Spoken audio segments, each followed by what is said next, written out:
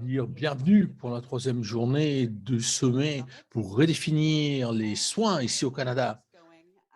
On peut commencer et regardons tout d'abord aux thèmes ainsi qu'à l'ordre du jour qui ont déjà été mentionnés hier. Je voudrais maintenant vous rappeler que ce qu'on est en train de partager maintenant, vous pouvez le faire aussi sur les médias sociaux. Il y a aussi des symboles qu'on peut utiliser. Regardez, redéfinition des soins pour les patients, à nouveau. Je voulais remercier vous tous, et non seulement vous tous, mais aussi les parraineurs qui sont là, qui nous ont donné un soutien fantastique, qui vient aussi du groupe technique pour notre événement. Et il y a eu quelque chose qui s'est passé. Ce n'était pas moi. Donc, essayez aussi d'éteindre tous vos microphones. Merci.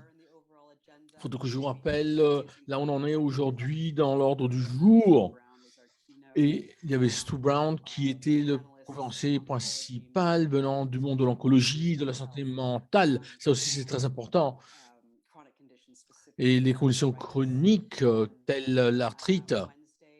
Bon, et ça, c'était la première journée. Après quoi, on a eu une autre fantastique présentation sur la pandémie vue du point de vue des autochtones et des effets. Après quoi, un grand merci au Dr McKinney, Dr Crow, de même qu'au conférencier venant de Kai Hai pour les fantastiques présentations d'hier. On a aussi regardé donc à cet effet boomerang, qu'est-ce qui va se passer plus tard à cause de ce qui s'est passé auparavant.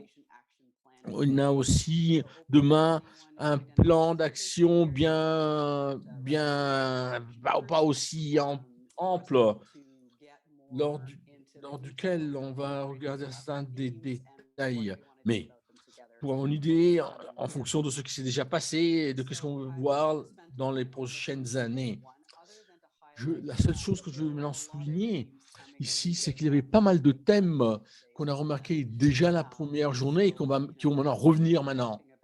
Par exemple, on a parlé de la valeur et de l'équité, de la santé, pour tout ce qui touche les soins. Ça, ce sont des thèmes qui reviennent tout le temps. Ce n'est pas quelque chose qui a été dit une fois la première journée, c'est tout, pas du tout.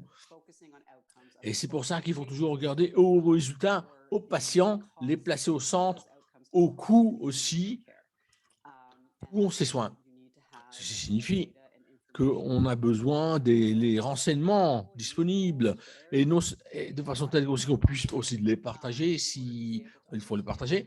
Il faut aussi les comprendre, ces données qui parlent de résultats, les utiliser aux besoins et aussi regarder aux soins intégrés parce qu'on doit aussi les définir en fonction des populations, d'où ils viennent et où on les utilise. Et il faut aussi regarder aux fournisseurs des soins et comprendre la question de l'équité. Et on a aussi entendu plein de monde, de gens très bien, qui ont parlé de comment on obtient les données. Allez voir ce qu'il y a sur le webinaire, c'est disponible, allez-y. Hier, le thème a continué, car on doit vraiment réévaluer le système dans la santé. Et on a montré ce que les gens ont essayé de faire, et les gens déjà connaissaient une partie de ces choses.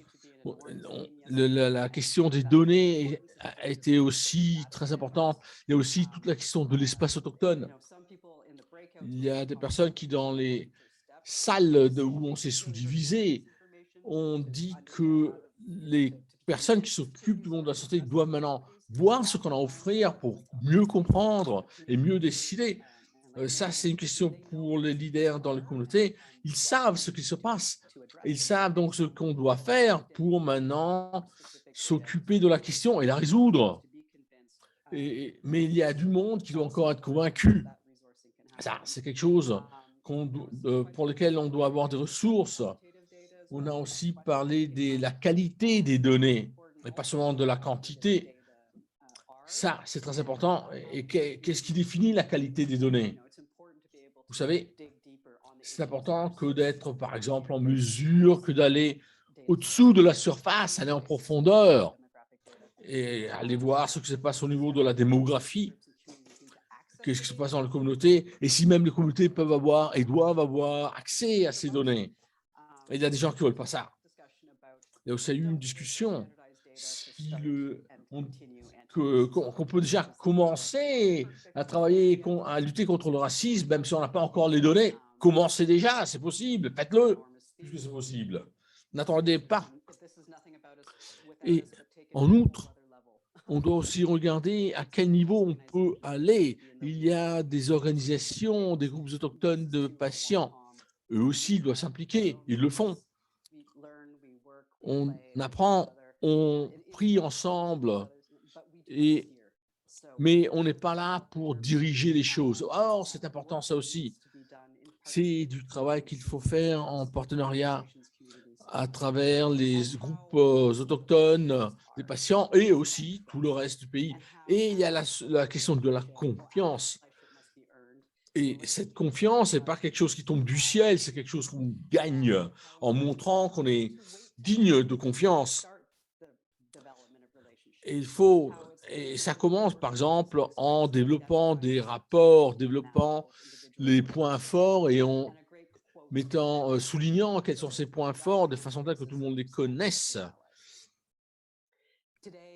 Aujourd'hui, on va aussi vous parler des conférenciers qui sont très importants.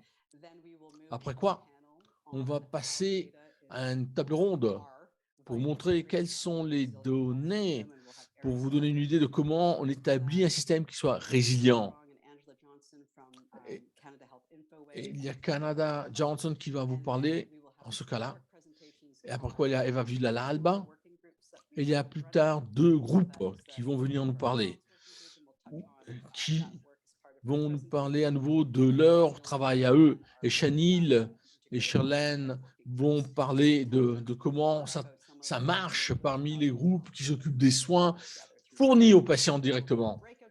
Après quoi, on va se sous-diviser. Et finalement, on va nous remettre dans la plénière pour des remarques pour conclure. Rappelez-vous qu'il faut maintenant s'assurer que les micros soient éteints, de même que la caméra. Quand maintenant on va dans les sous-groupes, à ce moment-là, oui, il faudra allumer la caméra. Rappelez-vous aussi que vous pouvez avoir le tout en anglais ou en français pour le faire. Vous n'avez qu'à cliquer sur l'icône qui montre un globe qui est tout en bas de l'écran. Si vous voulez poser des questions, pas de problème. Il y a la boîte de clavardage, vous n'avez qu'à afficher vos questions là-dedans. Placez-les dès que vous en par la tête, de façon telle qu'elles sont là, qu'on ne va pas les oublier. Et on va par la suite examiner les questions et les passer aux conférenciers. S'il y a des problèmes techniques, pas de problème là non plus, parce que vous n'avez qu'à contacter Accent.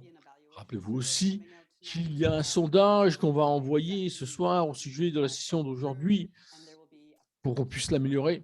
Et on va aussi, et ça c'est quelque chose qu'on envoie à tout le monde. Bien. Il se peut qu'il y ait quelque chose d'autre ici. Je pense que je peux maintenant céder le micro à Louise Binder, qui est la personne qui vraiment qui s'occupe de la consultation ici dans notre fondation. À toi, ma très chère amie.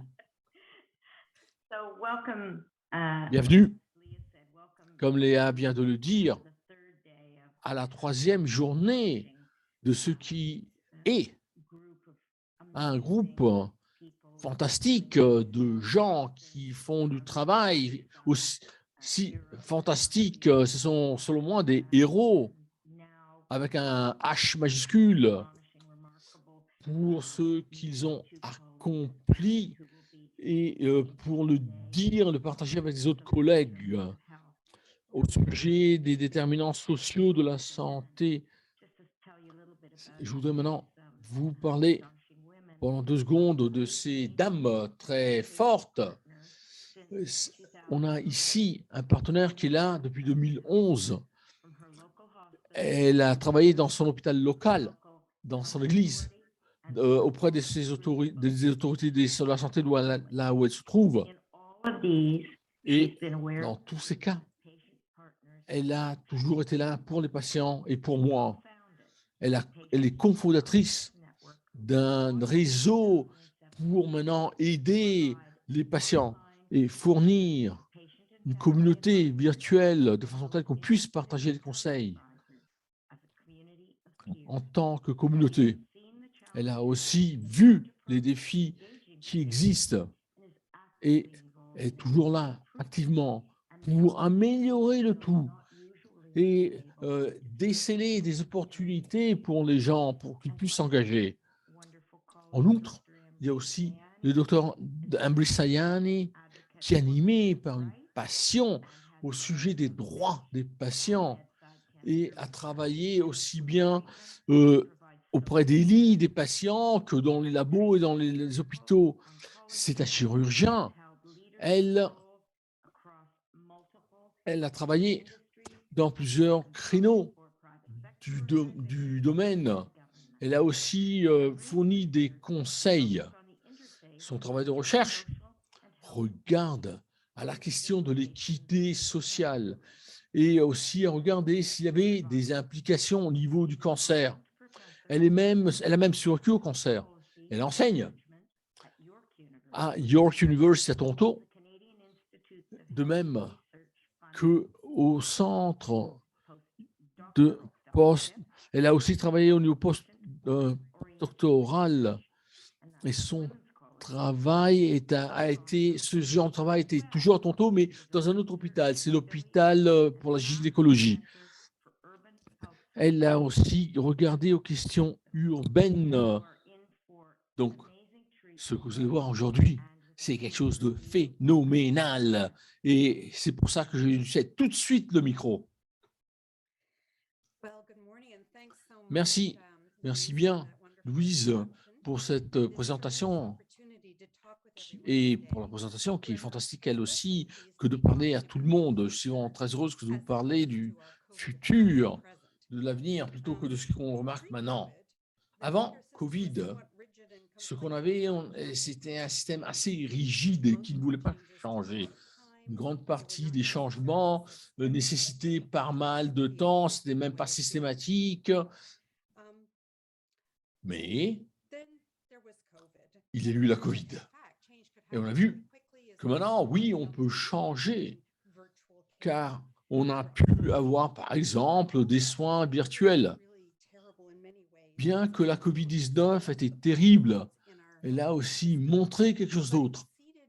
C'est-à-dire, elle nous a donné une opportunité pour changer, des opportunités qu'on n'avait pas vues depuis longtemps.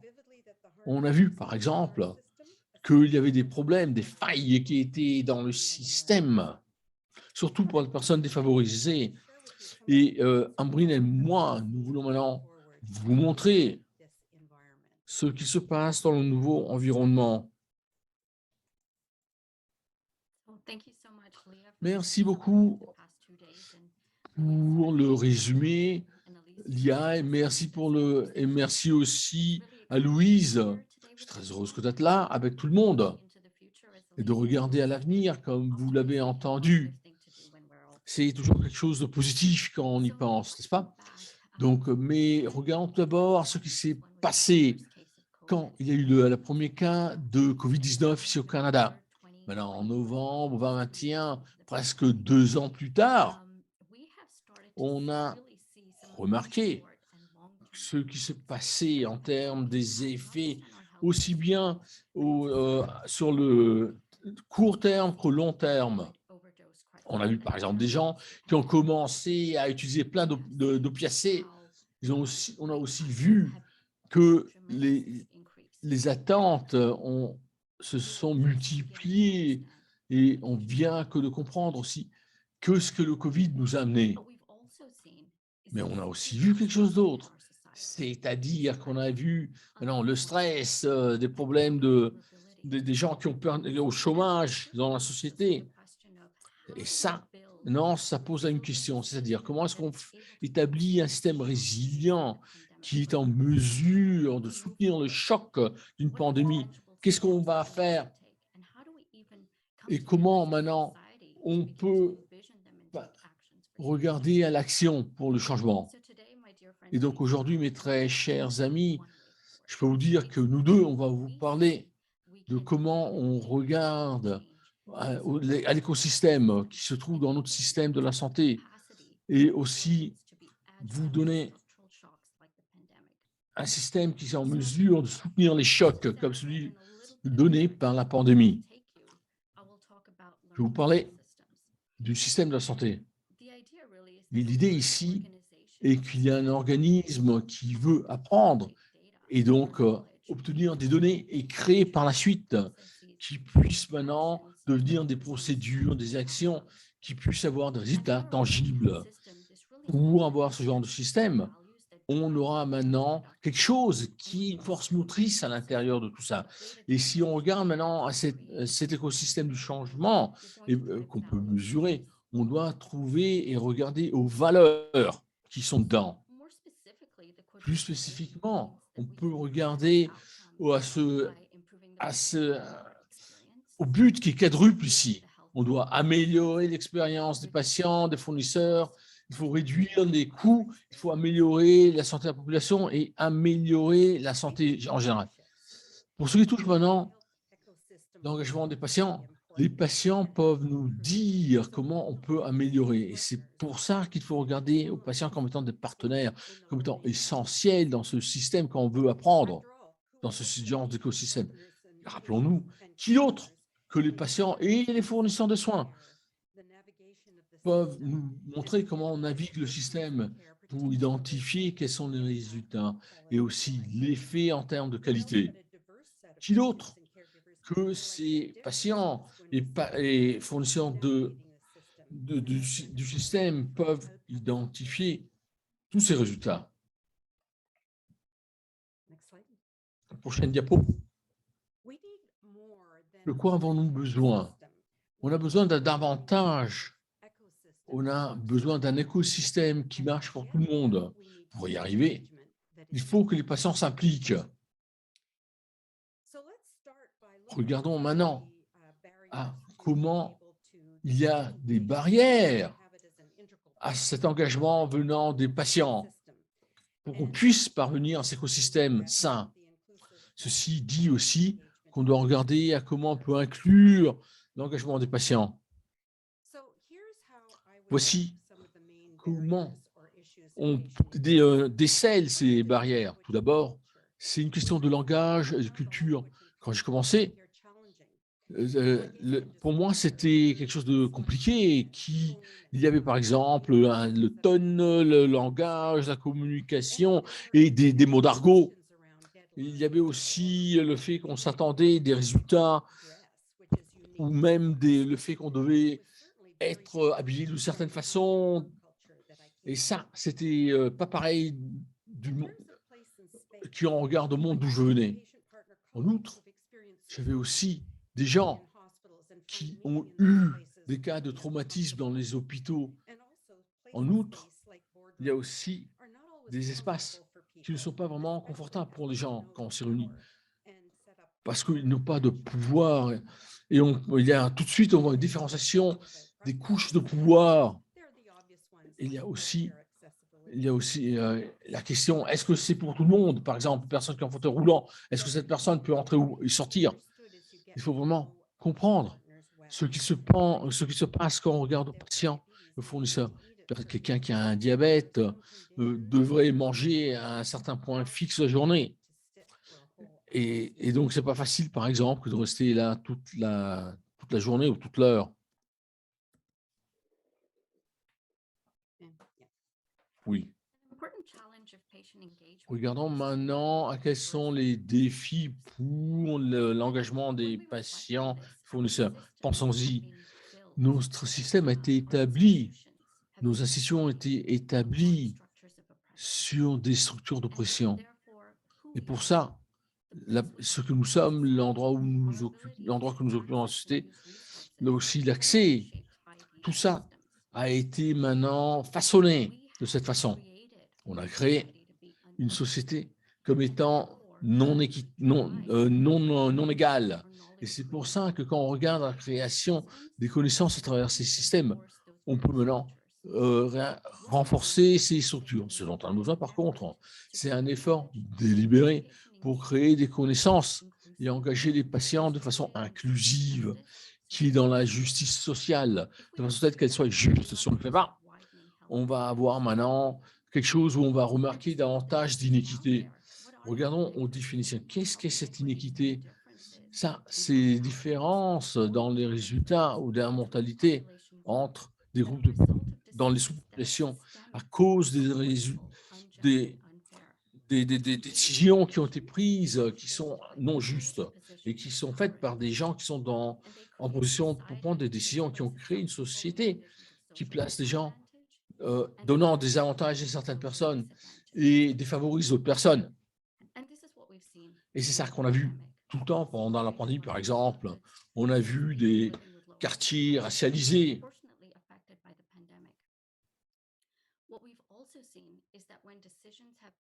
Quand on regarde aux décisions qui ont été prises, on a donc des groupes qui sont exclus de la table là où on prend la décision. Il faut que je vous le dise, du très bon travail a été fait dans les communautés pour maintenant, quand on regarde au vaccin et comment on l'a fourni. Par exemple, si je regarde à la question que je me suis posée, c'est pourquoi et comment les patients ne peuvent rien faire de la façon comme c'est aujourd'hui.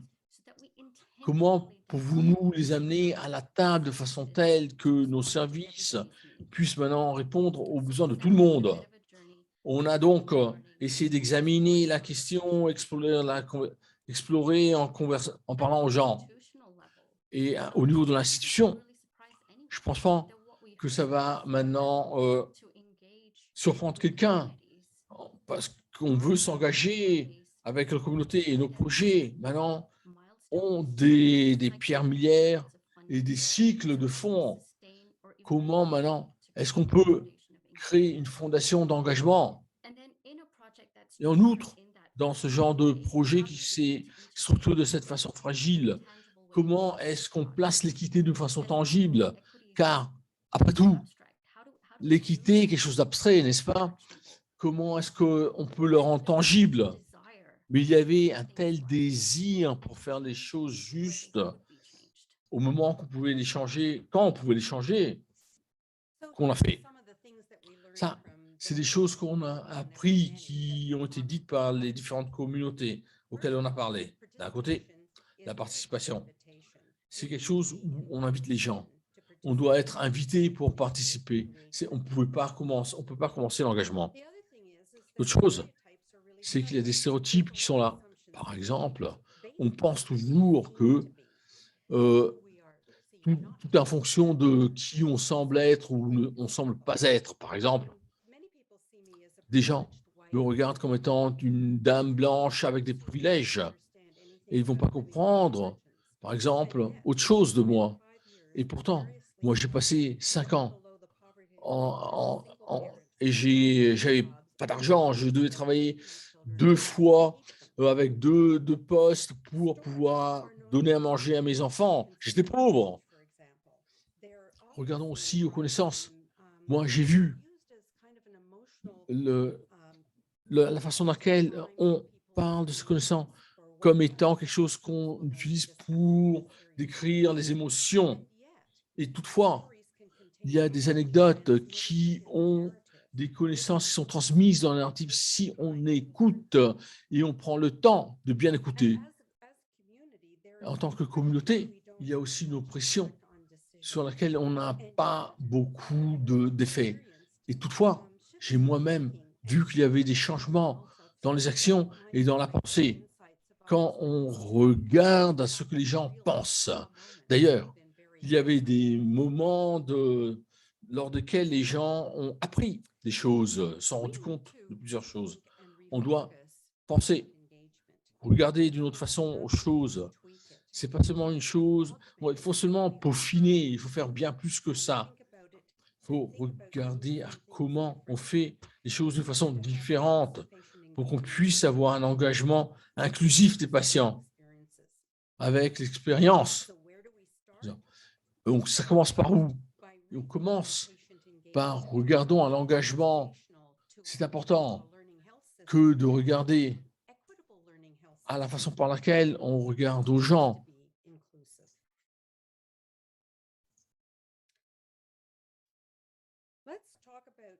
Regardons aussi au fait qu'on doit regarder au rapport, c'est un rapport de confiance. Et pourtant, en général, vous savez, vous regardez aux transactions qui sont faites, il y a une autre transaction où il y a un projet. Et ce projet, parce que c'est un projet, c'est quelque chose qui commence et puis finit. Mais qu'est-ce qu'on peut faire ici en termes d'engagement quand on regarde aux parties prenantes, les personnes qui les placent, les personnes qui font le travail? C'est quelque chose qui est incidental, qui n'est pas fait de façon intentionnelle. Et quand on regarde maintenant au développement, ça, c'est quelque chose qui prend du temps, du focus. Et ce que je veux, moi, pourquoi est-ce que quelqu'un doit maintenant s'engager envers moi s'il me faut pas confiance? Et je pense que tout le monde le sait. Ils ont pas mal de populations sur leur liste. Ils ont besoin de données. Il y a une raison pour lesquelles on a ces données. Et les données de la façon que l'on les a. Par exemple, au sujet des populations, pour la gestion d'une pandémie. Mais parfois, cette liste est utilisée comme seulement une liste quand on veut seulement s'engager, seulement le genre de la recherche. Par exemple, on veut avoir comme ça, des gens qui sont emblématiques. On va avoir une personne de ce groupe-ci, un groupe personne de ce groupe-là. Ça nous place comme étant non pas... ça crée des silos, en fait.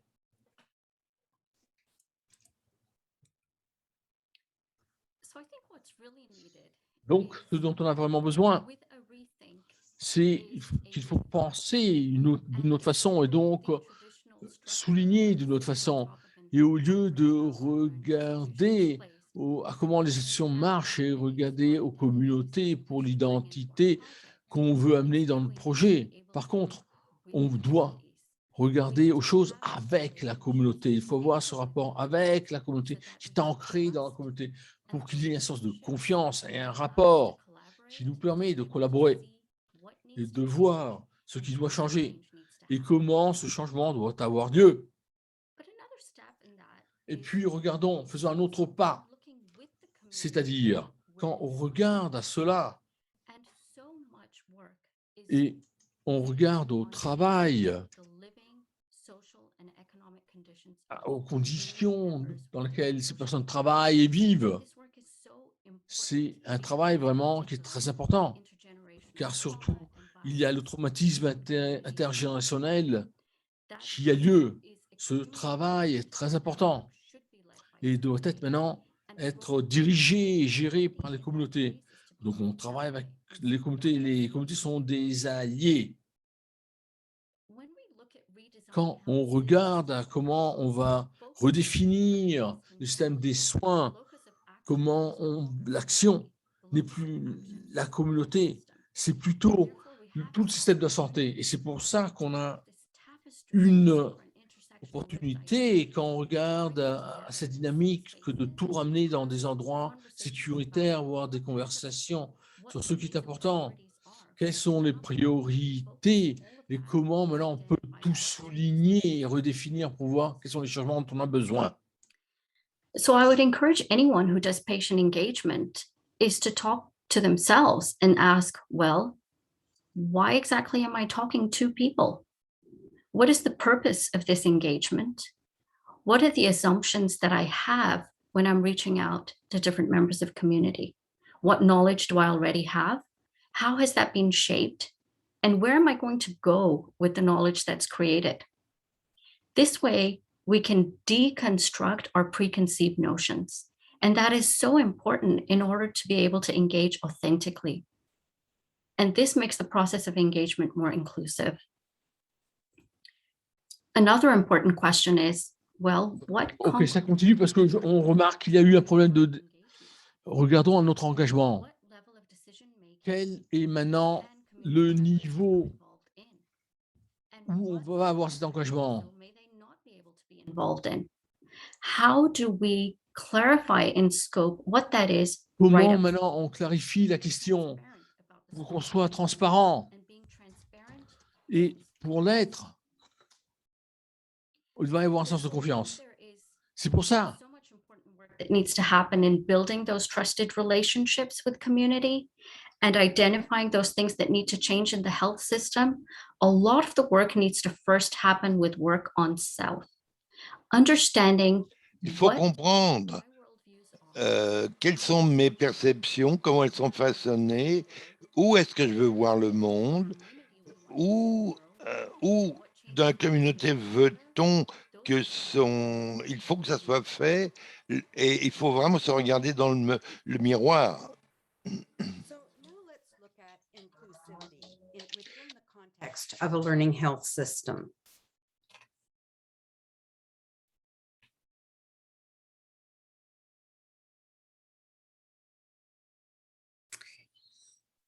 These are not just ideas for Ambreen and myself.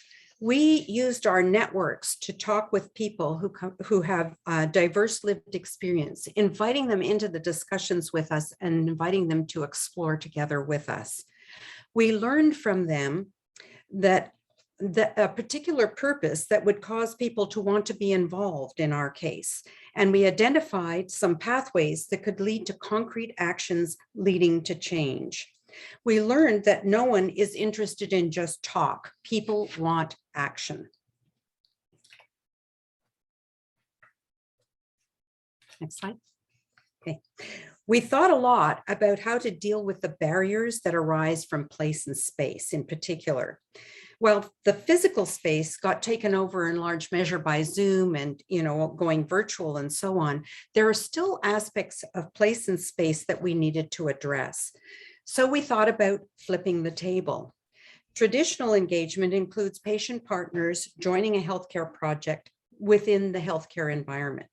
It may also include joining a PFAC or being a patient and family advisory council, but again, within the healthcare environment. In collaboration with people we discussed this with, we thought about initiating a community table. A community table is a safe space for community members who have traditionally been uncomfortable or even fearful of healthcare settings, and where they may have experienced trauma and ill treatment, and where they're not guaranteed of being heard. A community table offers strength in numbers and the comfort of a trusted community where individual voices are respected and listened to, and where the relationships can grow and be nurtured, where insights can be shared without necessarily having to expose vulnerabilities. This led us to innovating a way to put some of these ideas in practice, which resulted in IMPACT, which stands for Equity Mobilizing Partnerships in Community. IMPACT was co-created with the members of community. We are a community of people with diverse lived experiences who are focused on improving health equity so that everyone can have similar healthcare experiences. Bernac, excusez-moi, il y a des problèmes. Alors, nous sommes basés à le Women's College Hospital et nous offrons des consultations et des évaluations de santé pour les décisionnaires des projets qui veulent que leur travail soit inclusif.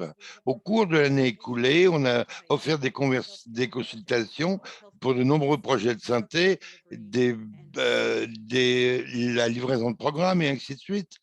Et IMPACT, ce n'est pas uniquement un continuum d'apprentissage, mais mais nous fonctionnons aussi comme un élément d'apprentissage à l'intérieur d'un système de santé en apprentissage. De cette façon, les initiatives et les projets qui nous arrivent sont examinés dans une lunette d'équité par rapport à la santé, et on peut, et avec Irène, on veut préparer les gens à la consultation.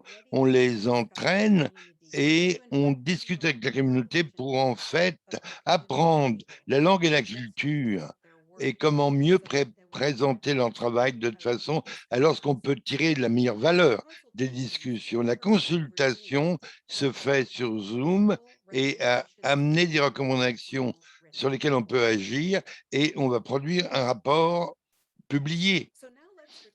Alors, retournons maintenant à cette diapositive, mais en ayant enrichi les patients pour inclure l'intersonnalité des identités. Maintenant, nous avons un système de santé en apprentissage basé sur l'équité.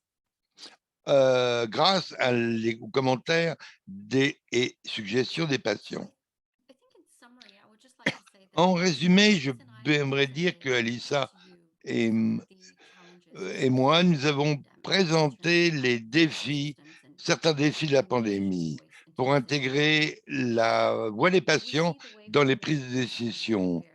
Pour aller de l'avant, nous avons une table de décisionnaires qui est inclusive. Nous avons un écosystème qui permet un engagement équitable des patients.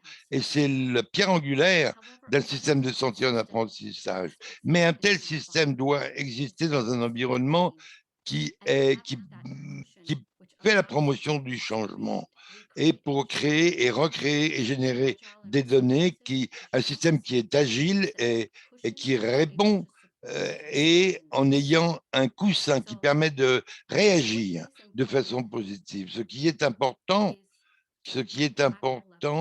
au niveau macro, où on réfléchit, tout travail qui est fait doit être examiné avec une lentille d'équité. Avant de réfléchir à la valeur, aux différents piliers, tout doit être examiné avec l'équité, l'allocation des ressources. Dès le début, il faut réfléchir qui est le plus affecté, qui est le plus exclu, quelles sont les politiques, quelles sont celles qui n'existent pas, et qu'est-ce qui doit vraiment changer et comment. Ça doit informer tout ce que nous faisons dès le début de notre travail. Mais au niveau médium, il faut renforcer les capacités des partenariats. Alors, comment est-ce qu'on fait la promotion de la confiance et développer les compétences, non seulement parmi les membres communautaires, mais à l'intérieur des institutions aussi, qui doivent être en partenariat avec les communautés. C'est un mouvement bilatéral et il faut que ça soit réel et authentique.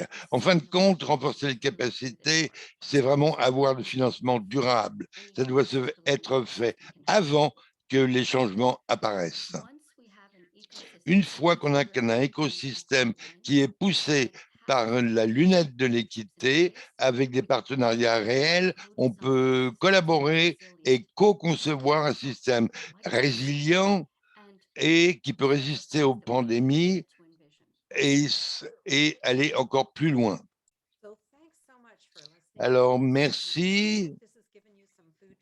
Nous espérons que ça va stimuler la réflexion et nous sommes impatients de recevoir vos questions.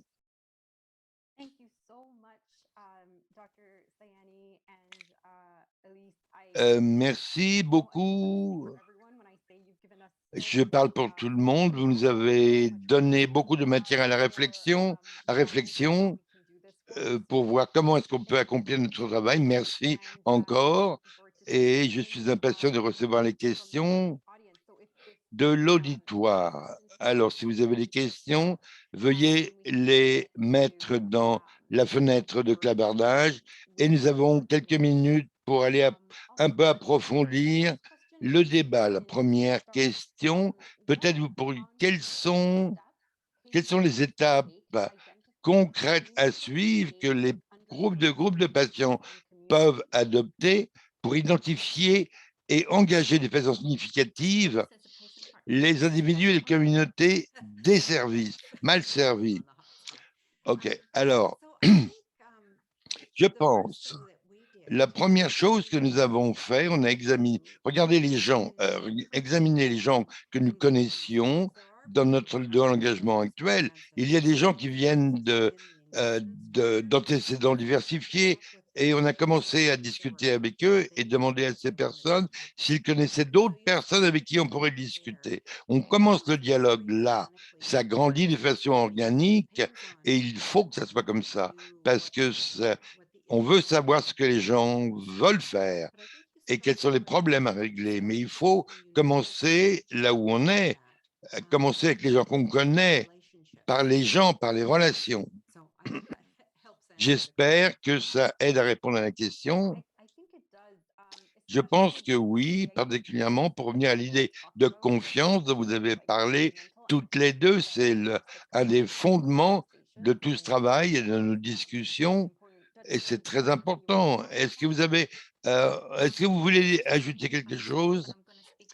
Je vais parler, je pense que nous comptons vraiment sur les relations que nous avons en place avant même de commencer les conversations. L'idée de relations de confiance, ça fait partie de qui nous sommes, mais aussi avoir un réseau de gens et de compter sur les relations que ces gens ont.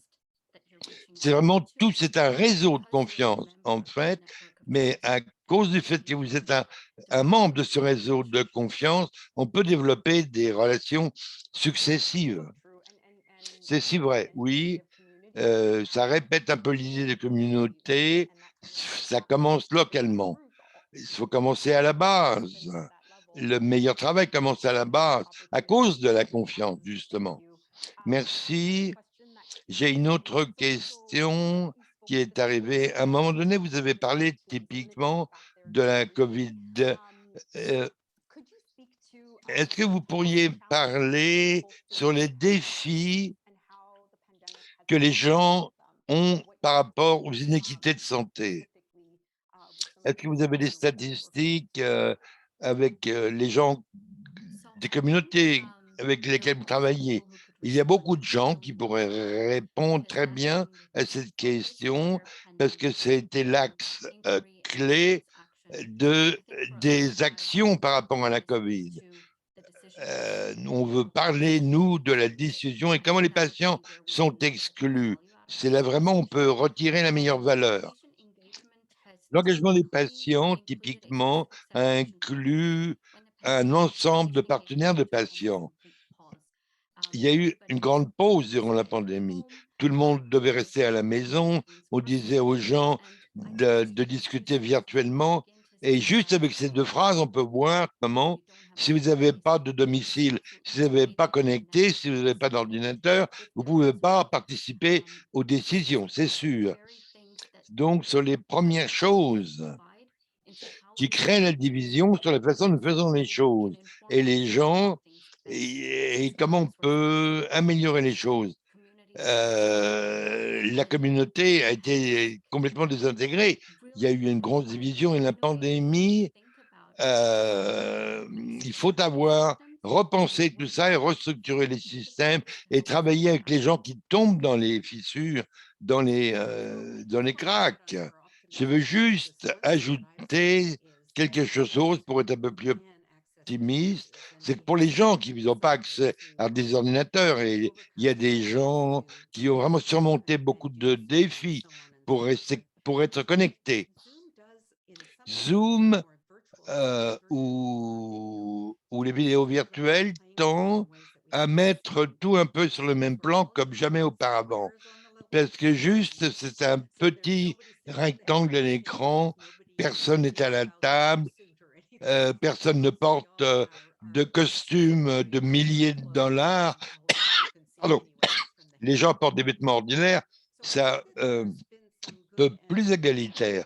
Il y a eu des bons aspects et des mauvais aspects. Si je peux aussi commenter là-dessus, le fait d'éloigner les prestataires de soins de base, les éloigner des patients là où ils sont nécessaires, à Ça a été un vrai choc au-delà de l'engagement des patients.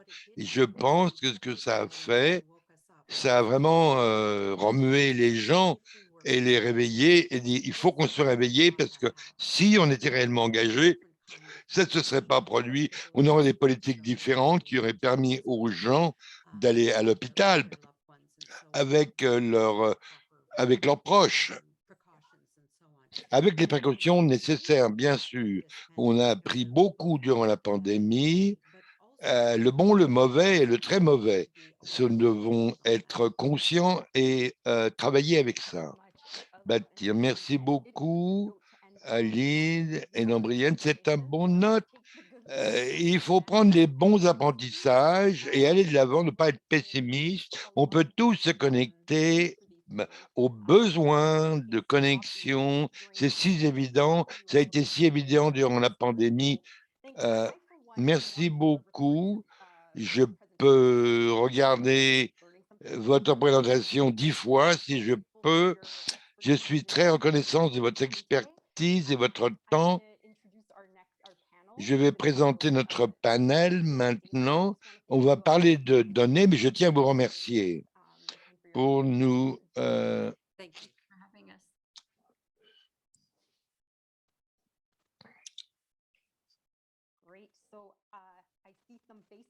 Et je vois des visages qui apparaissent à l'écran. J'ai le plaisir de commencer le panéliste. Je vais vous appeler, ce panel va parler du rôle des données pour créer un système de santé plus résilient. Il y a beaucoup d'apprentissage dans ce domaine. Alors, le panel, on va parler des différentes perspectives, l'importance des données de santé pour créer un système de santé résilient et de valeur. Je vais présenter nos panélistes et je veux rappeler à tout le monde que les biographies de nos panélistes sont sur la page web du sommet. Alors, voilà les gens que nous avons à voir. On a Eric Sutherland.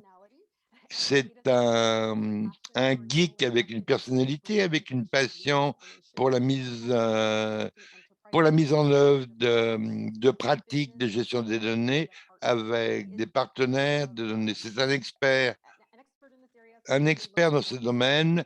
On est très impatient de l'entendre, de l'écouter. Nous avons aussi Eva Deralda, directrice indicative de la coalition, une coalition Québec. Elle chapeaute de nombreuses organisations immunocratives pour les gens affectés de cancer. Bonjour Eva. Et nous avons nos deux conférenciers qui vont faire leur présentation ensemble. Il y a Angela Ellie Armstrong à Canada Health Infoway et un de nombreuses initiatives conduites par Infoway. Et sa co-présentatrice, Angela Johnson, qui est directrice à Health Canada Infoway. Nous sommes impatients de vous entendre et je vais passer la parole à notre premier orateur, Eric. Alors, bon. Je n'ai pas de diapositive, excusez-moi. Je vais parler de ma perspective sur les données de santé. Et je suis heureux d'être vivant parce que quand j'ai rencontré, j'étais invité sur cette scène pour quel est le rôle de l'intelligence artificielle dans le futur de la santé. Et quand je réfléchis à ça, tout ça, nous avons des milliers de singes sur des milliers de claviers. Il faut oui, c'est vrai, mais c'est ça l'intelligence artificielle. Mais pour créer de la j'ai rencontré de nombreuses personnes et j'ai essayé de travailler autour la déclaration sur les droits par rapport aux données de santé. Ça veut dire, je pense que c'est vraiment très important pour les patients de clarifier les attentes par rapport aux données de santé dans le contexte de son utilisation au Canada. Je vais parler principalement sur deux sujets. Tout d'abord, je vais bâtir un petit peu sur ce que Erin et Lambrin ont parlé, la nécessité de la confiance. Le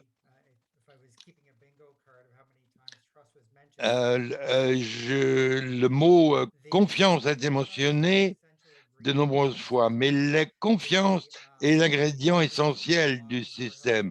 La raison pour laquelle les données de santé peuvent être utilisées pour offrir une meilleure soin de santé et influencer les interventions de santé pour une amélioration continue de notre système de santé, pour la mise en œuvre des politiques et la recherche, c'est parce qu'il y a de la confiance. Et avec la confiance arrivent des attentes. Ce n'est pas que les données sont utilisées sans consentement souvent. Mais l'impératif, en tant qu'expert, j'essaie de créer des... On veut réfléchir.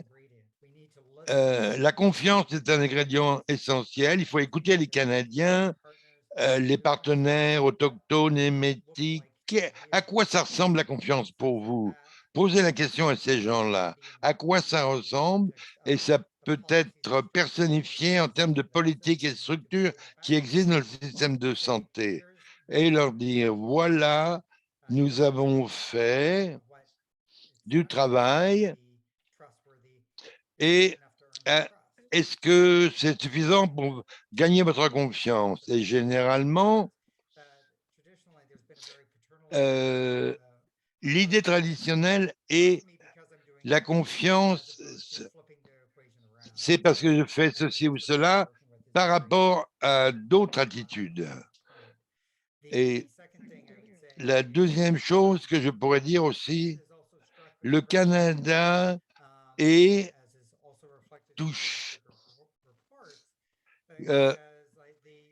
J'ai pas entendu, parce que la décision pour savoir partager les données ou non, souvent les individus disent non, je ne veux pas partager mes données à cause des peurs d'utilisation mal intentionnée.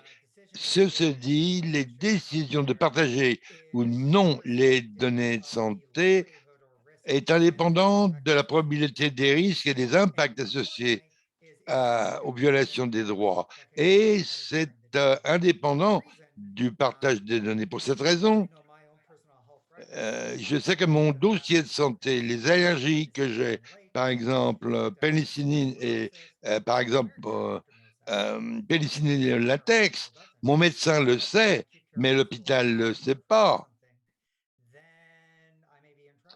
Peut-être là, je vais avoir des problèmes, je pourrais avoir des problèmes. Alors, mes attentes personnelles en tant qu'individu canadien est que mes données sont partagées pour améliorer mes résultats de santé. Mais malgré cela, ce n'est pas intégré dans le système. Donc, il faut établir les politiques et les cadres de travail qui permettent les résultats de santé que nous, Canadiens, voulons. C'est ça la déclaration des droits par rapport aux données de santé. Le troisième aspect, c'est lié à ce que c'est la nécessité d'utiliser les données pour améliorer le système, protéger les individus afin de trouver de nouvelles ressources pour voir comment les nouvelles conditions de santé ou les interventions nécessaires pour améliorer les soins. Comment ça aide à avoir accès à ma propre information et ça devrait me donner l'introspection pour améliorer ma santé. C'est ça que j'attends du système de santé. Donc, dans le cadre de son travail, repose sur le partage des données, l'intégration des différentes introspections, la structure de données pour atteindre les résultats voulus. Pour moi, la perspective de données en termes de système de santé du XXIe siècle, c'est l'habilitation des patients, des citoyens. Enfin, je dis moi, c'est l'habilitation personnelle à l'atteinte de mes objectifs de santé personnelle. Et comme je l'ai discuté il y a quelques semaines, c'est capter. J'ai discuté avec un patient. Si vous n'avez pas confiance en moi avec mes données, pourquoi est-ce que je devrais avoir confiance en vous avec mes données? Je pense que ça résume un peu les choses très bien. Les attentes de tous les Canadiens et Canadiennes est d'avoir accès à leurs propres données de santé pour pouvoir atteindre le résultat de santé qu'ils veulent à court et à long terme pour eux et pour leur famille. Je vais m'arrêter là. Merci. Merci. C'était une belle conclusion, cette citation du patient. Parce que c'est une très bonne question, oui, pour le panéliste. Et je veux inviter Hailey et Angela, si vous voulez bien partager vos diapositives et rappeler aux gens qu'on va avoir une session de questions et réponses à la fin des présentations des panélistes. Merci. Pardon. Well, good afternoon. Bon après-midi, bonjour, bon après-midi. C'est un plaisir d'être ici avec vous pour discuter le programme d'apprentissage de la santé numérique. On a un certain nombre de partenaires, de patients et d'organisations et de détenteurs d'enjeux. On va donc discuter de ces problèmes. Avant de commencer, on veut s'assurer qu'il y a un bon alignement sur les définitions que nous utilisons, parce que les mots sont importants. Je veux mettre ça à l'écran, je ne vais pas les lire, juste pour être sûr qu'on est bien aligné. Veuillez lire ces définitions clés. Diapositive suivante. Alors, les objectifs, les buts et les résultats. Donc, lorsqu'on a commencé ce programme, notre objectif, on voulait que pour mars 2022, on voulait améliorer la littératie par rapport à la santé digitale pour les patients, les familles et les cas. L'objectif qui est de offrir un ensemble de matériaux, de documents et d'outils pour offrir une littératie de base par rapport à la santé numérique. Il y a déjà plein de ressources, des bonnes ressources, mais elles ne sont pas au bon endroit. Comment on peut ramener tous ces documents dans un seul endroit et les réobjectiver par rapport comment est-ce qu'on va faire ça, amener tous ces ressources pour rencontrer les patients là où ils vivent. On a un certain nombre de résultats, on peut les résumer. On veut égaliser le champ, une population mieux éduquée, faire en sorte que les patients, les familles et les prestataires de soins soient équipés pour avoir accès au même niveau de soins durant la pandémie et après. Ce n'est pas nécessairement regarder une option. Oh, il faut avoir des soins virtuels pour une personne. Il faut que ça fasse partie du continuum d'options. Et par ce programme, on veut commencer avec des principes guides. On a voulu rencontrer les gens, voilà là où on va s'en aller. Nous pensons que c'était important de mettre en place des principes de guidage qui vont guider notre travail. Alors, la collaboration, l'engagement et la gouvernance. Et on va en parler beaucoup. Utiliser l'approche de pro-conception pour les patients, les populations vulnérables, marginalisées, etc. Et examiner notre engagement avec les différents détenteurs d'enjeux et examiner la gouvernance avec un comité consultatif dont les membres reflètent la diversité culturelle du Canada et ses expériences. Voilà un aperçu général des programmes.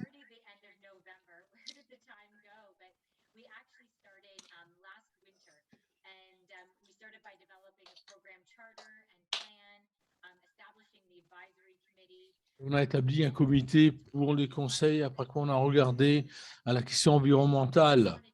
Ce signifie aussi qu'on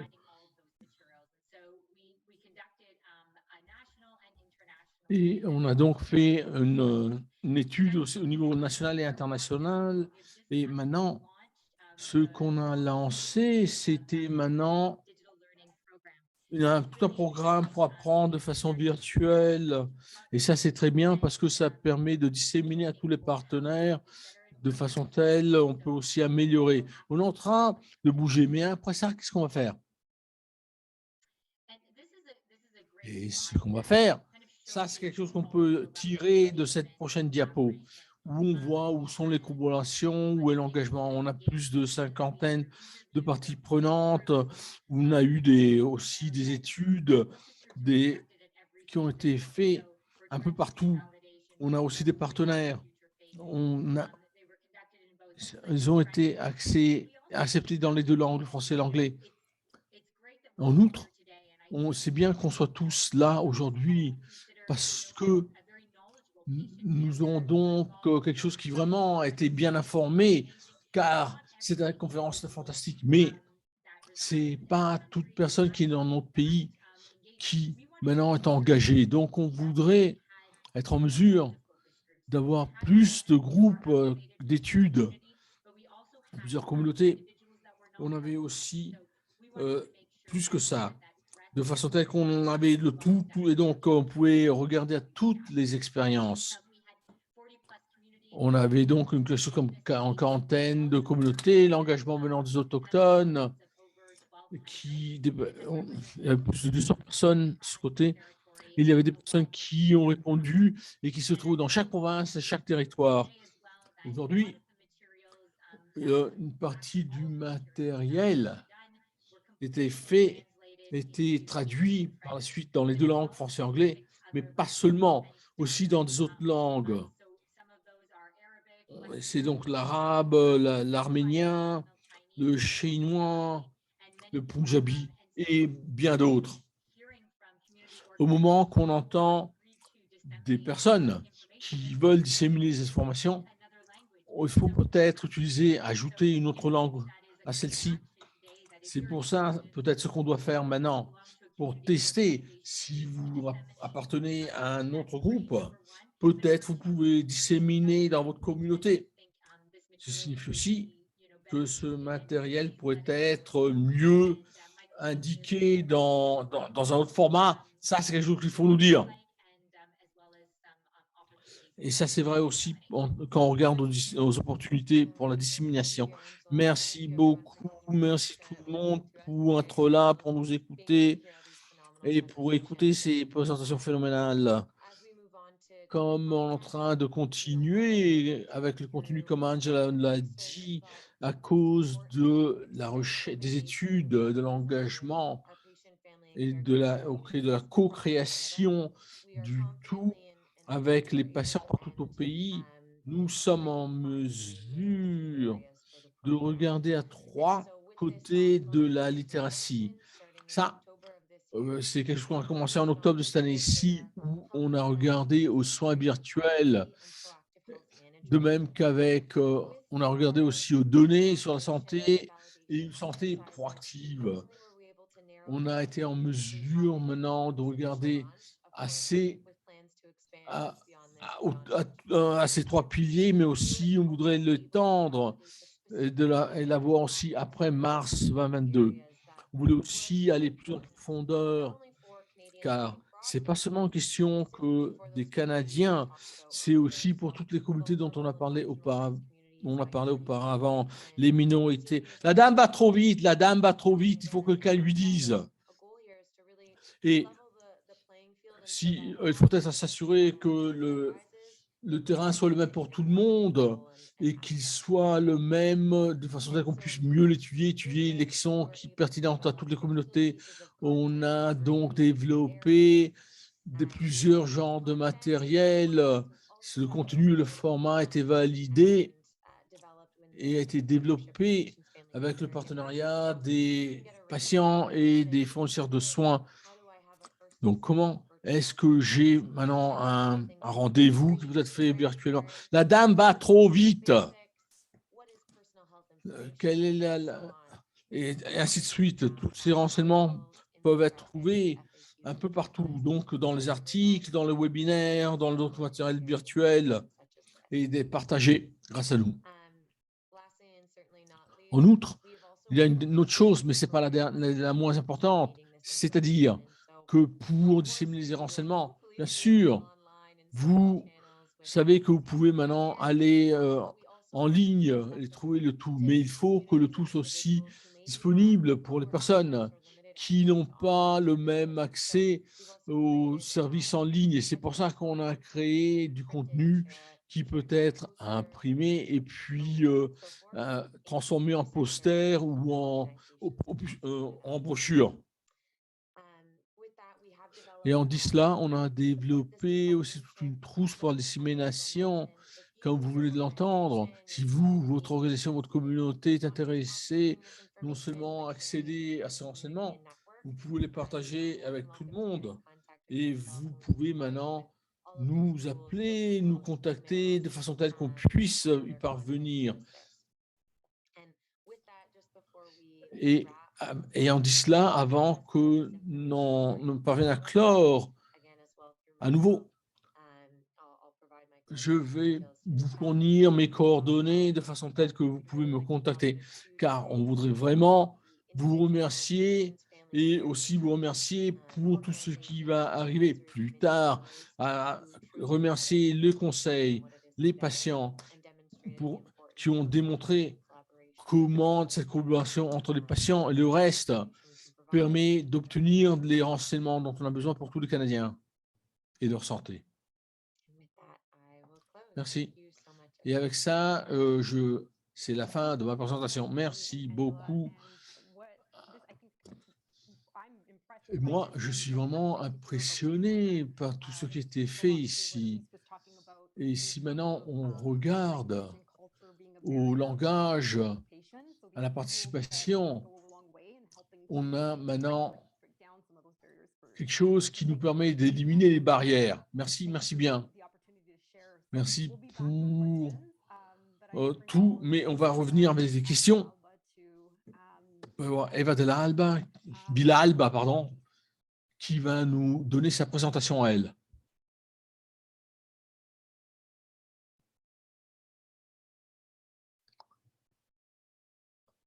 Il n'y a pas de son. Désolé, mais on n'entend rien. Bien. Salut.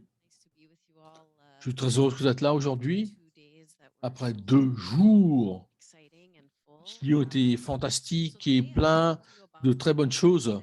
Je vais vous parler de ma perspective et de ma passion, qui est celle des partenariats avec les patients. Pour les personnes qui ne le savent pas, on a une coalition qui s'occupe d'oncologie, une coalition qui regroupe 65 organismes qui touchent le monde de l'oncologie. Et donc, les politiques, les hôpitaux et tout ça. Regardons maintenant si ça marche. Oui, ça marche. Bien. Aujourd'hui, je vais vous parler des données. Et il y a beaucoup de choses qu'on peut mesurer. Et selon moi, il faut regarder à la valeur. À qui appartiennent ces données? Après quoi? Mais vous en avez déjà parlé hier. Et il faut regarder aussi au plan.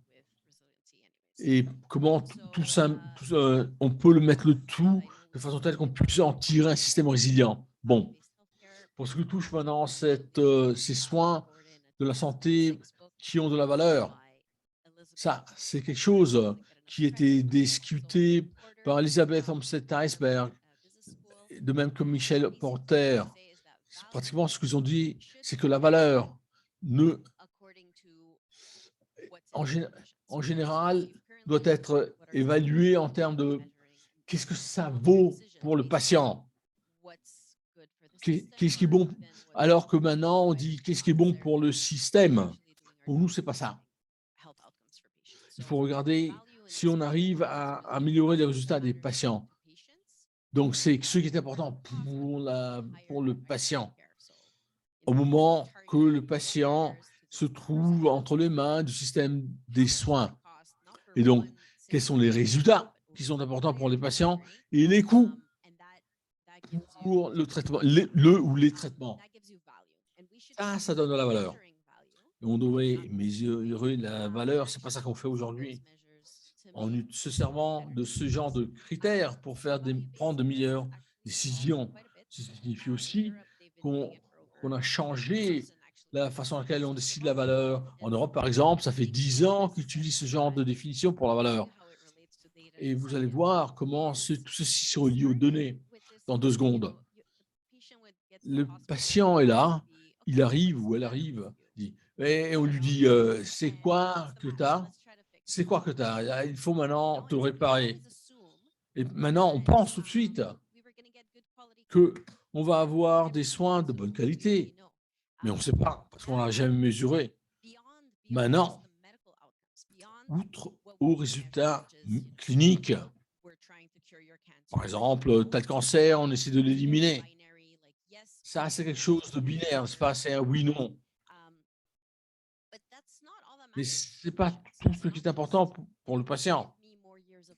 Par exemple, donne-moi 10 ans de plus à vivre. Ce qu'on n'est pas en train de mesurer ici de façon systématique, c'est oui, on mesure le résultat clinique, mais pas la qualité de la vie, qui est plutôt mesurée de toute façon. Et on va y passer dans 2 secondes. Et on ne pense pas non plus à l'expérience, aux décisions.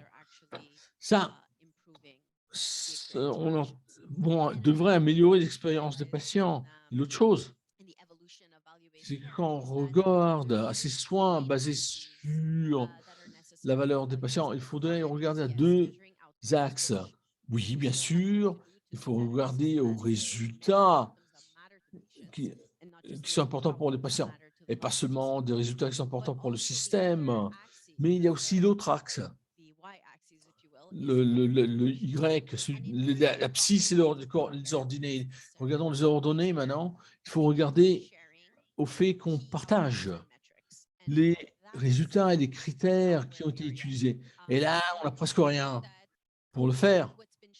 Ce qui a été démontré dans ce rapport de Ventura, et il y a eu même un webinaire à ce sujet, c'est qu'on a regardé plusieurs cas venant de plusieurs endroits partout au monde où il y a ces soins basés sur la valeur. Si on regarde aux résultats, les résultats vont être là. Mais si on commence par les résultats, on ne va pas avoir l'expérience des patients. Donc, il faut y penser. C'est-à-dire, oui, on a besoin des données, mais ces données, s'ils ne sont pas maintenant partagés avec les fournisseurs, et parmi les patients, ça ne va pas avoir le même effet. Regardons maintenant, qu'est-ce qu'on devrait mesurer? Donc, les critères sur comment il y a les procédures, par exemple, les temps pour les queues, et aussi les PREM, et donc les résultats cliniques, mais pas les coûts. On le fait. On regarde seulement au coût d'un médicament ou d'un diagnostic, mais pas au tout. Et ça, c'est quelque chose qui manque pour pouvoir prendre de meilleures décisions. Et il y a 2 autres choses ici, c'est-à-dire, il y a les PREM et les PROM. Il y a donc les mesures pour le résultat des patients, les PROM. Ça, c'est pour mesurer la qualité de la vie en termes de confort. Est-ce que maintenant, tu es en mesure de bouger, de marcher? Est-ce que tu es sexuellement actif? Est-ce que tu veux toujours être en mesure d'avoir des enfants? Il y a aussi la question de la standardisation. Et on regarde à ce qui est important pour les patients. En regardant à tout ce qu'on veut faire ici, c'est ce qui est important pour toi. Je peux mesurer 34 choses. C'est lesquelles qui sont importantes pour toi? Par exemple, moi, je vais être en mesure d'étudier, d'aller sur une bicyclette et de pédaler. Je ne veux pas être persécuté par l'anxiété, par exemple. C'est ça la valeur. Est-ce que notre système me permet d'être mieux plutôt que de regarder seulement en fait si j'ai le cancer ou j'ai pas le cancer? Ça, c'est quelque chose qui n'est pas mesuré ou qui n'est pas pris en considération. Puis il y a aussi comment est-ce que le patient trouve le tout? Est-ce qu'on l'écoute? Est-ce il ou elle peut prendre une décision? Ça peut être quantitatif et qualitatif. De l'autre côté, si on regarde au sommet où on avait les PREM et les PROM, qui est la mesure des expériences plutôt que des résultats, qui sont les PROM, on a regardé sur comment on peut développer davantage de PROM, mesure des résultats, pour des maladies qui n'ont pas encore été étudiées. Et ce qu'on a remarqué, c'est que pour certains cas, ce n'est pas facile du tout, car il y a des gens qui pensent qu'on sait déjà ce dont le patient a besoin, au lieu de demander au patient que veux-tu. D'autre côté, on travaille avec l'hôpital juif, avec les questions colorectales.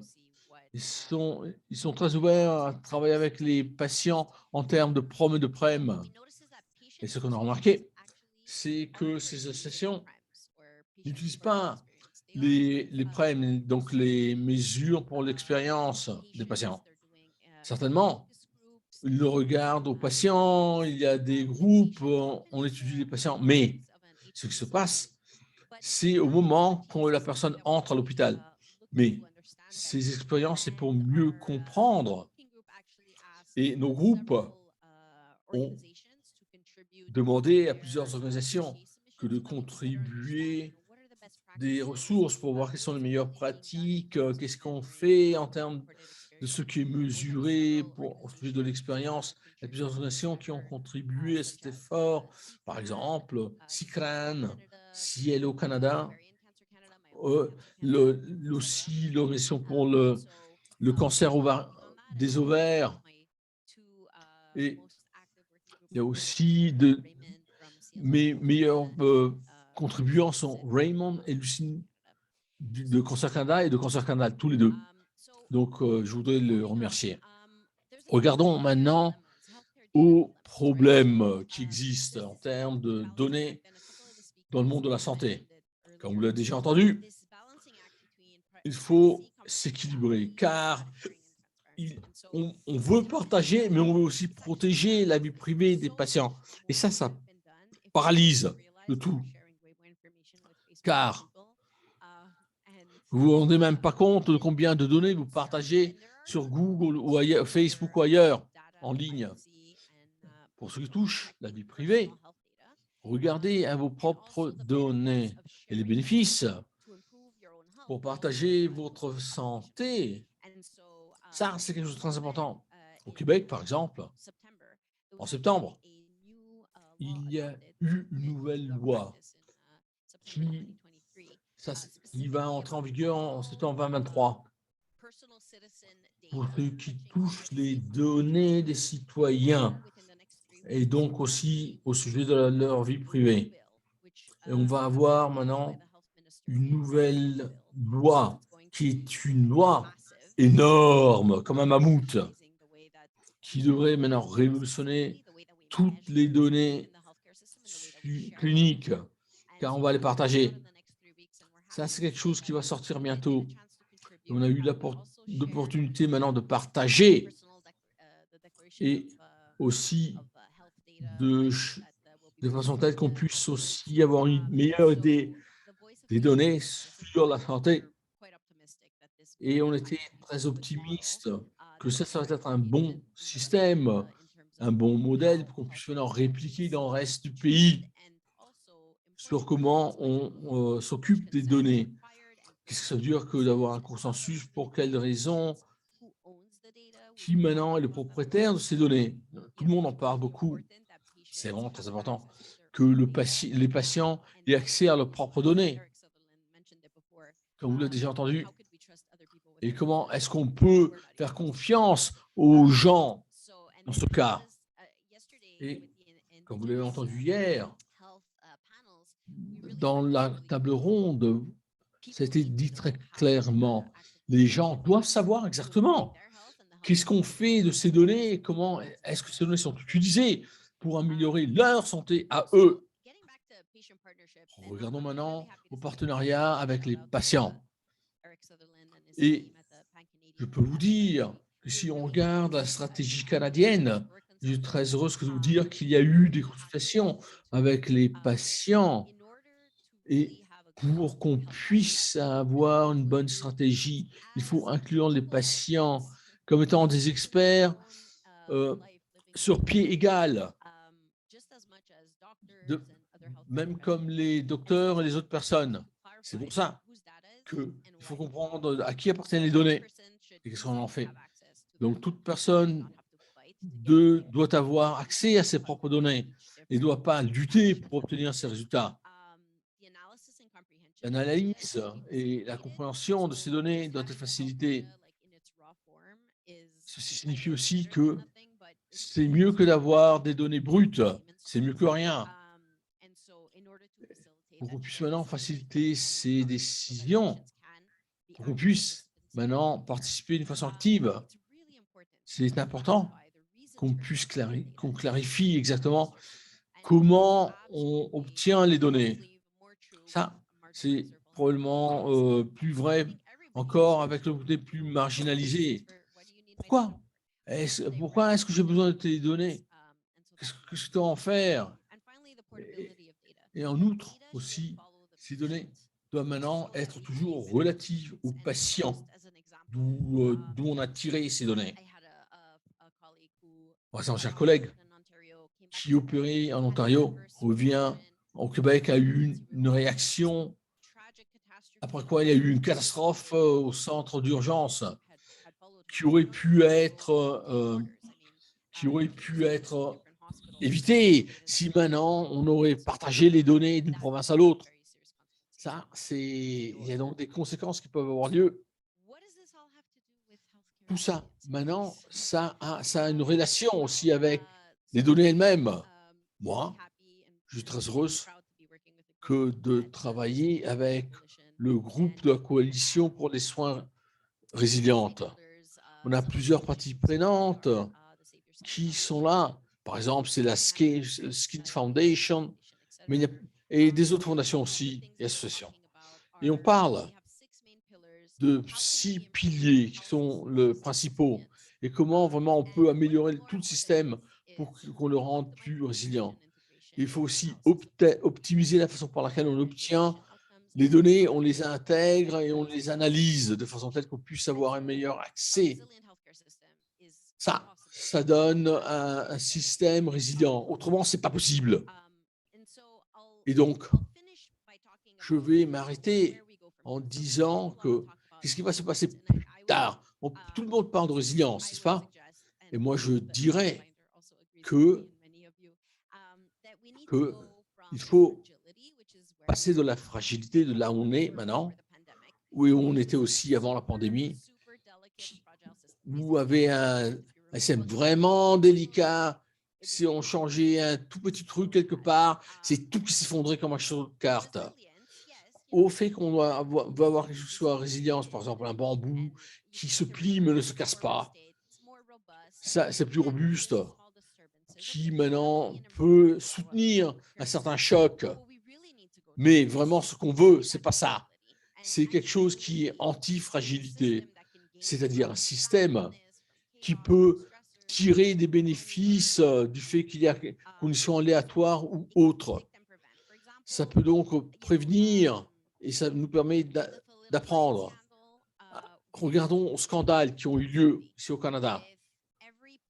À chaque fois qu'il y a, par exemple, un avion qui s'écrase, on peut améliorer aussi comment les avions sont mieux bâtis pour que les gens puissent mieux survivre. Et une des façons pour le faire, c'est maintenant de regarder au système des soins, comme le docteur Sayan disait. Par exemple, au Québec, il y avait tout un réseau qui est en place, où on inclut aussi le partenariat S'il n'y a pas de partenariat avec les patients, ça ne va pas décoller. En conclusion, ce dont on a besoin est vraiment d'aller à ce modèle qui est anti-fragile, où on continue d'apprendre des leçons, où on doit partager les données avec les patients, les familles et les fournisseurs de services. Donc, c'est ça. Donc, c'est beaucoup. Oui, c'est vrai. Mais regardons peut-être la station de Saint-François d'Assise. Commencez par ce qui est nécessaire, faites ce qui est possible. Et hop, vous êtes en train de faire l'impossible. Nelson Mandela a dit quelque chose de semblable. Tout semble impossible jusqu'au moment que c'est fait. Et c'est pour ça qu'il faut commencer le plus vite possible. Merci.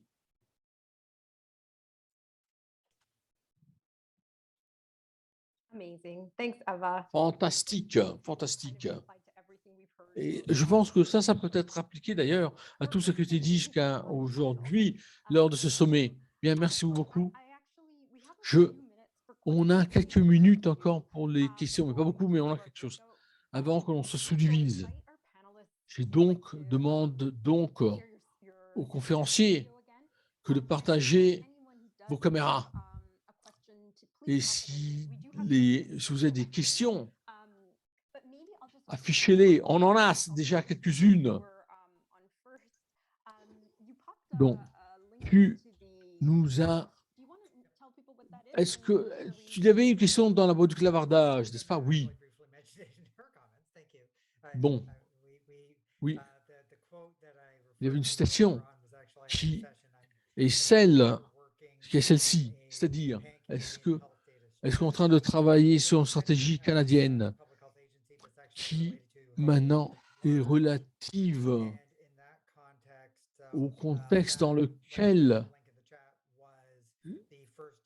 le premier rapport d'experts a été publié en juin, après quoi il va y en avoir d'autres dans les prochaines semaines.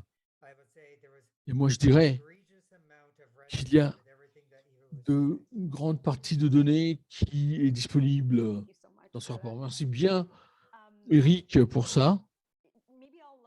Peut-être je vais passer la question à Hayley, parce qu'il y a un certain ordre qu'il faut respecter. Une des choses avec laquelle on a travaillé, c'est comment est-ce qu'on s'engage, les parties prenantes telles le gouvernement, pour faire le travail qu'on veut faire, pour continuer. En regardant à ton travail à toi, peux-tu nous donner une idée de comment on peut maintenant obtenir des données? Et il ne faut pas seulement penser au gouvernement fédéral au sujet des données, et non seulement sur comment on obtient les données, comment on les analyse, et comment on travaille avec les patients, et comment les patients peuvent maintenant avoir un accès à ces renseignements. Et regardons aussi aux autres. Bon, si j'ai bien compris la question, mais je voudrais savoir comment on peut faire le plaidoyer à plusieurs niveaux, et donc pas seulement au niveau du fédéral. C'est bien ça? Oui, c'est exactement ça. Donc, par exemple, pour différents gouvernements municipaux. Oui, c'est exactement ça. Moi, je pense que la meilleure façon est qu'il faut regarder aux représentants locaux. Ça peut être le représentant du Parlement provincial ou fédéral. Ça, c'est ce qu'il y a de mieux. C'est des personnes qui te représentent dans ta circonscription. Et à ce moment-là, ils te représentent toi dans ta communauté. Ils vont te rencontrer, tu peux leur parler, tu peux lui dire quelles sont les opportunités. Et moi aussi, je pense que ça te permet de dire que c'est vraiment fantastique si maintenant le gouvernement va faire quelque chose pour faire la promotion de ces genres d'action. Comment est-ce qu'on peut faire cela? Qu'est-ce que tu as pour moi, par exemple? Est-ce qu'on tire un bénéfice ou pas? Comment et souvent, Je pense que vous serez surpris des conseils que vous allez recevoir et vous bâtissez la relation. On parle beaucoup de confiance et il n'y a pas de différence. Quand on s'engage, que ce soit avec le gouvernement, les organisations communautaires, discuter avec une audience diversifiée, je vous encourage, c'est bâtir, c'est ce que je vous conseille, bâtir ces relations et bâtir la confiance et montrer où est votre position et quelles sont vos sources de confiance, vos sources d'information de confiance. Merci Angela, je sais que c'est une grosse question dans le faire passer votre message, c'est important. On n'a pas, je vais passer la parole à Eva. Vous faites beaucoup de travail sur ce que Angela a décrit pour pousser le système de santé. C'est un changement dans le paradigme du système de santé. Est-ce que vous pouvez parler sur cette question de votre perspective et comment pouvons-nous, comment diriez-vous, comment on peut aider à faire avancer les choses? Oui, pour complémenter, par rapport à la question préalable, une des choses que l'on a faites, c'est d'avoir ces discussions avec les gens des gouvernements au niveau provincial, régulièrement, pas après les fêtes, mais dès le début. C'est ce que l'on essaie de faire. Qu'est-ce que vous pensez? Est-ce que c'est aligné avec vos priorités? Comment? Parfois, en tant que groupe de pression, nous pensons en avance. On est plus innovateur que le gouvernement, mais il faut appliquer cette pression constante de façon collaborative. On ne veut pas les mettre sous pression, mais on veut s'assurer qu'ils délivrent par rapport aux promesses. On a fait des choses, par exemple, consulter plus largement que le gouvernement le fait. Le gouvernement consulte 65 organisations. On peut les consulter, nous, et leur amener l'information. C'est une des façons dont on peut aider. Et je pense on a une grande responsabilité pour s'assurer que nous représentons toute la diversité, pas juste quelques personnes. Nous devons nous assurer que lorsqu'on est engagé, on a le privilège d'être engagé avec des fonctionnaires de haut niveau, il faut s'assurer que ça soit sur les données sur la santé, il faut s'assurer que l'on fasse un effort pour s'assurer que toutes les voix soient exprimées. On travaille là-dessus. Il faut consulter plus de gens et trouver cet objectif partagé. Il y a peut-être des différences, mais on partage quand même des objectifs communs. Et le gouvernement, c'est un partenaire et il faut avoir des objectifs communs. Merci beaucoup. On doit passer à la présentation suivante. Je veux vous remercier et rappeler à tout le monde vous soutenez vraiment le sommet. Je sais que les gens ont des questions et je suis sûr qu'on aura d'autres conversations et merci encore. Et j'espère que vous pourrez nous accompagner dans les ateliers après. Donc, c'est un plaisir. Je vais passer la parole à la conférencier finale. On n'est pas encore aux ateliers. Nous avons une courte présentation de notre groupe d'un membre du groupe de travail, en plus de ce que Eva a présenté. J'invite Chanil Patak.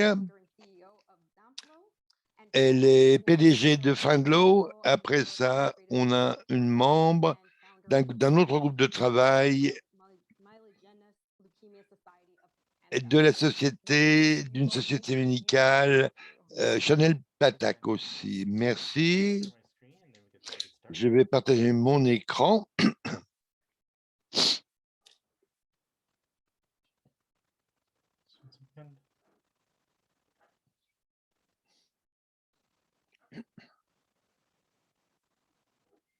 Alors, groupe de travail sur les données. Est-ce que vous pouvez voir mon écran? Oui. Merci. Bonjour à tout le monde. Chanel, comme Angela l'a dit, je suis le président du groupe de travail. On l'a formé au sommet de la sommet de patients en 2019. Le groupe de travail est composé d'un groupe de gens concernés. Nous avons des expériences en tant que patients et prestataires de soins. Nous avons voulu atteindre une déclaration des droits par rapport aux données de santé et pour créer avoir une bonne compréhension uniforme de nos droits. Et mes antécédents, je suis un analyste de données. Et j'ai commencé une compagnie qui on collecte les données de santé de tous les praticiens pour les patients. Et on veut démocratiser la santé en ayant accès à vos données de santé. Ces apprentissages et mes antécédents m'ont aidé dans mon travail de partisanat.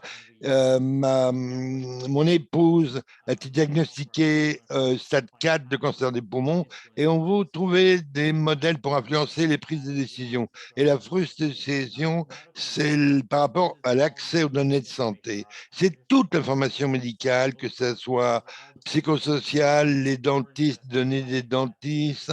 Il faut mettre en lumière parce qu'on pense souvent le gouvernement conduit le système de santé, mais il y a de nombreuses organisations qui ont notre donnée. Donc, on existe depuis 2019 et il y a beaucoup d'informations dans les mains de nombreuses personnes. Mais mon expérience de la résilience par rapport aux données de santé n'est pas unique. Les membres du groupe de travail ont vécu un peu la même chose. Ce qu'on a découvert, c'est qu'au Canada, c'est la confusion par rapport au principe de données sur la santé. Et nous considérons il faut avoir un consensus sur les droits par rapport aux données de santé pour avoir du pouvoir par rapport à ces données, au niveau personnel et communautaire. Alors, on a décidé qui possède les données de santé personnelle. Qu'est-ce que ça signifie, l'accès aux données de santé? D'abord, on a fait un scanning de l'environnement, on a publié des articles, et nous avons consulté avec des experts de droit aux données et on a commencé à faire une ébauche de cette déclaration. On a commencé à travailler en 2020 et on a eu la première ébauche en 2020, on l'a publiée au début 2021. Cette année, à la fin de cette présentation, on va vous donner un lien parce qu'on recherche toujours des partisans et un endossement. C'est un document hypothétique pour l'avenir. Notre société se déplace vers la santé numérique, mais nous avons inclus, par exemple, aussi des sujets sur les données génétiques. Alors, comme mentionné, c'est un document en évolution. On a des commentaires, on a publié une ébauche. Il y a un certain nombre d'organisations de patients qui ont endossé le document. Ce qu'on a trouvé dans notre enquête, il y a une fondation juridique. La Cour suprême a affirmé que les individus possèdent leurs données de santé. Mais bien sûr, il y a des résistances. La déclaration, c'est un outil d'éducation pour les organisations de patients et les patients, et nous voulons aussi l'utiliser pour informer les hauts fonctionnaires provinciaux et fédéraux. Alors, il y a 11 droits. Je ne vais pas en parler de tous, les présenter de tous, mais je vais parler de l'esprit de cette déclaration. Il faut être informé, consentir il y a la séparation entre l'identification et la désidentification. Vous devrez bénéficier du partage de données. Vous avez aussi le droit à, à refuser le traitement de données ou restreindre. C'est important. Vous, avec la technologie, vous pouvez enregistrer la voix et décider. C'est une zone grise comme qu'est-ce que la donnée de santé et les droits par rapport aux données de santé.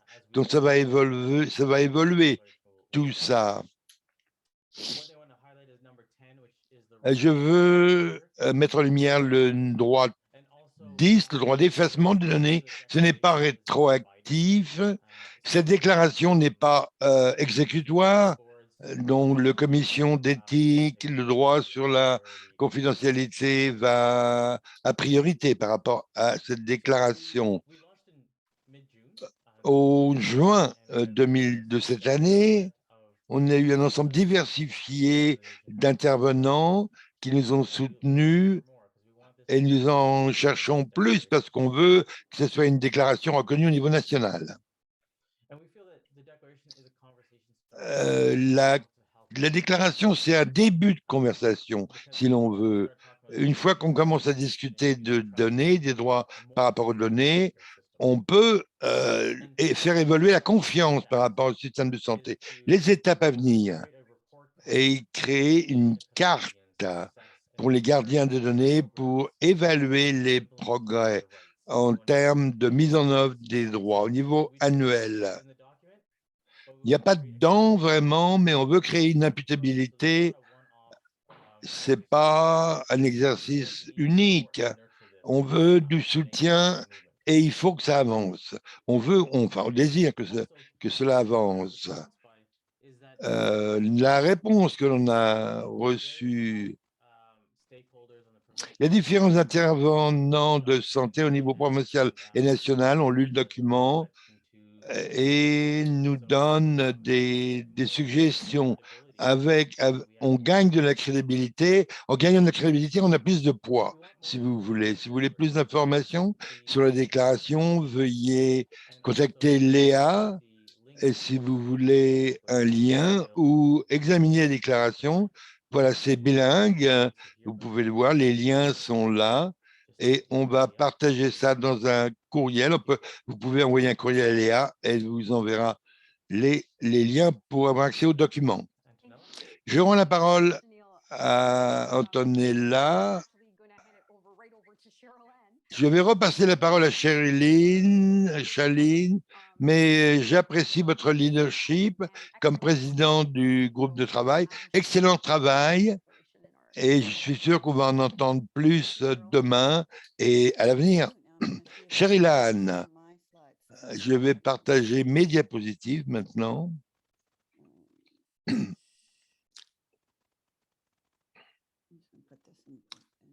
Alors,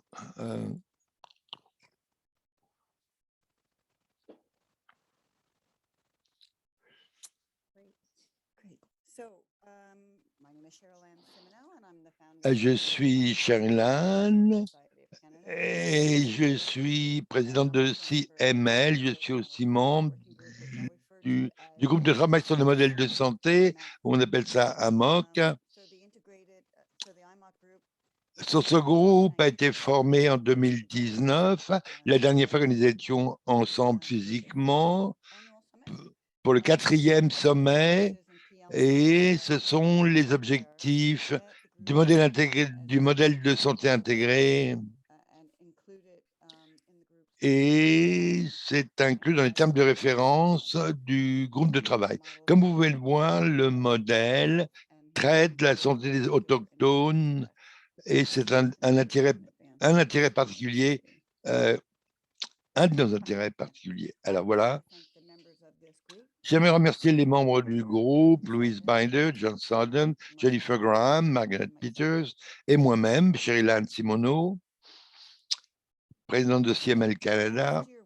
Alors l'an dernier, on a déclaré qu'il y avait beaucoup d'alignements avec, nous avons identifié un certain nombre d'exemples canadiens et internationaux de modèles intégrés de soins, y compris pour les communautés autochtones. Voilà, c'est la définition de travail qu'on utilise comme guide de notre travail.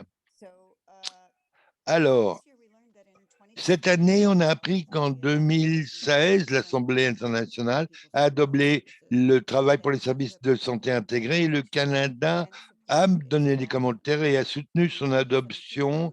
Et en 2017, le réseau de OU a été lancé qui inclut promouvoir ce modèle intégré de services intégrés.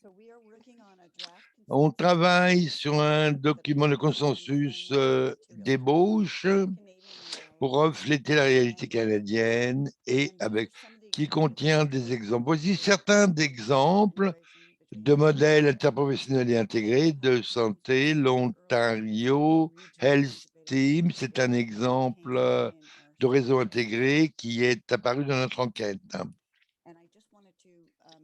Et je veux juste mentionner, je travaille sur un projet lié à CML. Vous pouvez voir comment ça fonctionne pour les soins de santé basés sur la valeur que nous pour créer ces modèles de soins intégrés afin d'avoir un continuum de soins de santé, indépendamment de l'endroit où vous vivez au Canada. Dans cette mesure, je travaille avec les docteurs Samuel Jackson, qui est un médecin CML en Colombie-Britannique, et un autre médecin qui travaille à Austin, Université du Texas. C'est ce que l'on fait, c'est qu'on essaie d'aboutir IMOC pour CML. C'est indépendamment de là où vous êtes en Amérique du Nord ou dans le monde, il y a un cycle. Une fois que vous êtes diagnostiqué avec CML, ça inclut la physiothérapie, la nutritionniste, tout ce dont vous avez besoin pour commencer votre traitement. Parce que ce n'est pas uniquement prendre les médicaments, il s'agit de pouvoir prendre ces médicaments de façon continue pour améliorer votre qualité de vie.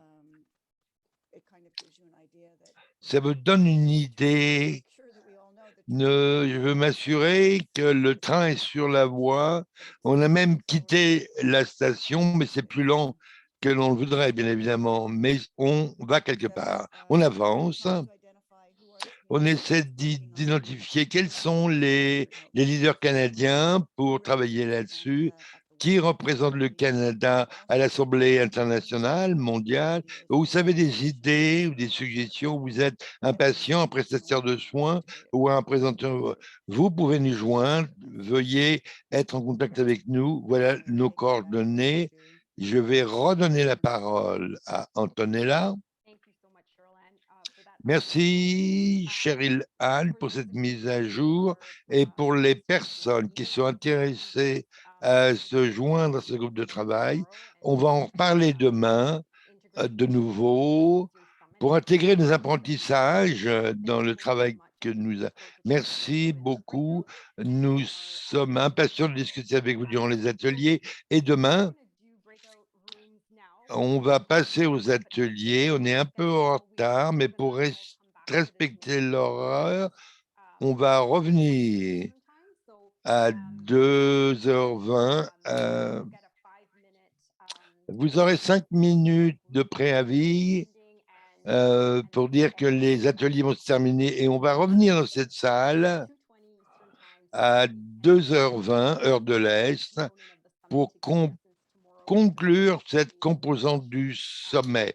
Demain, c'est une session pour les patients, les grands représentants des patients.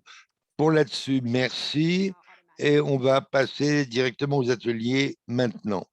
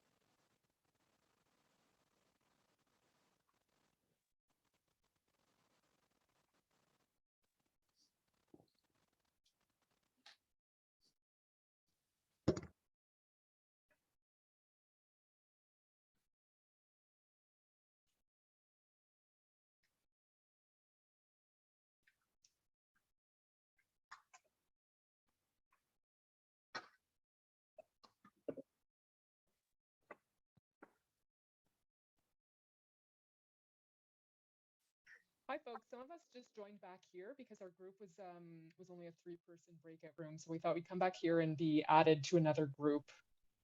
Okay. Yeah, I haven't been assigned to a group. Because we didn't even have yesterday and the day or the previous time I was able to see all the other breakout groups, but now I can't. So Oh, perfect. Okay, and then it's inviting. Oh, I think I'm moving on to room 2. So see you later. all right, see you. hi Eva, how are you doing?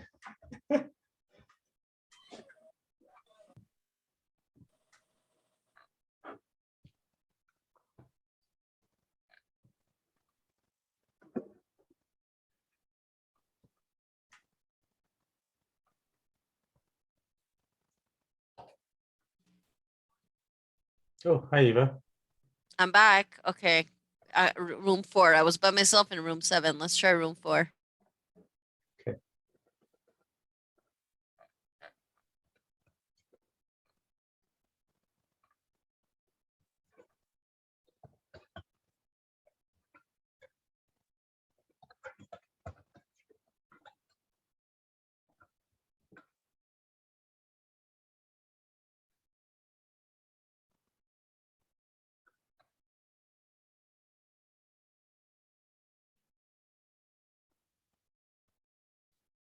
Just going to send a message to Megan right now.